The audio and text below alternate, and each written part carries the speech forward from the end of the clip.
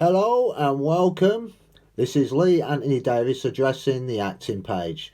Firstly, I would like to thank all of you for liking and following this page. My gratitude. And secondly, I'm here to give a short brief on drama. So, what is drama? A drama or a play is a story that is written to be acted out on stage in front of an audience. There are plenty of sections that it can be broken up into, such as characterization, conflict, fall in action, rise in action, plot, theme, exposition, character, setting, and resolution. Here's some familiar themes that you know about: the playwright, the actor, the props, the comedy, stage. The playwright, as you know, is a person who writes a drama or play. An actor is a person who plays a character and goes up and does something on stage. Props are usually in the background. You'll find them on stage, TV and films. Comedy is a type of drama that is amusing, well, basically funny. And stage is the area where the actor works on, where he performs. And moving on to dialogue, a conversation between characters. Monologue is usually found a lot in Shakespeare. They give you a big speech at the beginning to draw you into the actual play. Basically, a conversation between, basically, a long speech, Sorry, I've got myself muddled up there. But a monologue, as I said, is a long speech given by one character in front of other characters. A protagonist now. This is usually a good guy or a person. When I mean person, I mean man or woman. Is the main character in the drama. And then you've got the antagonist, who's usually the anti-protagonist. This is usually a bad person or a guy, a woman or man. The character who is definitely against the protagonist. Now, this is what we call clash. Without clash, you haven't got much. It will be like something like out of the Stepford Bloody Wives, for God's sake. Boring, predictable, and all nice. Everyone being really nice to each other. That is not what the way films, television, and everything else in entertainment works. It shouldn't do anyway. Even in real life, you've got a clash. Even in a children's program like the Tubatellis, you've got clash. So that is the most important ingredient in the plays and dramas and TV shows. And then you've got the main characters. The main characters are usually, these are seen a lot, but they are still just as important. They're in the background, like when you got a group in the background saying rhubarb, rhubarb, rhubarb. But they're still just as important as much as the props at the back, like the tables and stuff. But they're known as moving props. It's a bit of a cruel name, but yeah, but that's what they are. They're moving, and sometimes they sound as well. So they're moving and talking props. So that's the main minor characters, but they have an important role to play.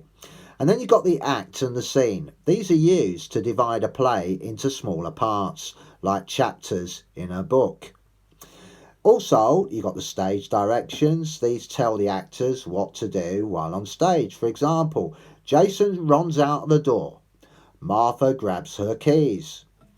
Now, I'm coming to another important part called irony. This is a contrast difference between what is said and what is meant, or between what happens and what is expected to happen.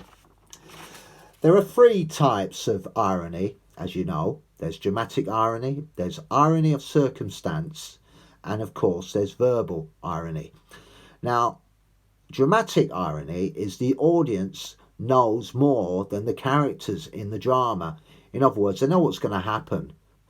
Even though the actors are well informed with the dialogue when they do their sort of blocks and stuff at the beginning, they know what's going to happen. But the characters they're playing don't know what's going to happen, but the audience does. You can see it happening. So that is basically dramatic irony. Irony of circumstances, like situational, is the opposite of what you expect to occur. you know. So if you're thinking it's going to happen, it doesn't, you know. It's like I'm saying, I'm going to go out today, but then I don't. I stay in. You know, that's basically what irony of circumstances are. Now you've got the third one, which is verbal irony. These are characters that say the opposite of what they mean. Like me, for instance. But basically, they say one thing and do another. Drama is the specific mode of fiction represented in performance. The term comes from a Greek word meaning action. Right, that's it. I'm not going to elaborate any more today on that, but I hope you've enjoyed it. It's just a little bit of information for you, giving you a rundown on certain aspects that goes on in drama. But I hope you enjoyed listening to this as much as I hated listening to my voice as well. I will elaborate a little further in this area when I discuss more in the next video.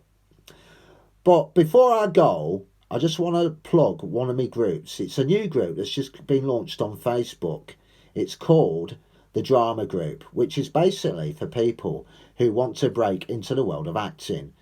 It has a fantastic load of tips to improving your projection as an actor and also building up your acting toolbox. Also, it has connections to other groups and basically links to them as well that occasionally, well, not all the time, but occasionally post me some good stuff like auditions, what jobs are coming up. You know, you don't have to be experienced, but being on this group, it helps you because there's a lot of tips there to sort of get you in sort of to the front of the queue, as it was.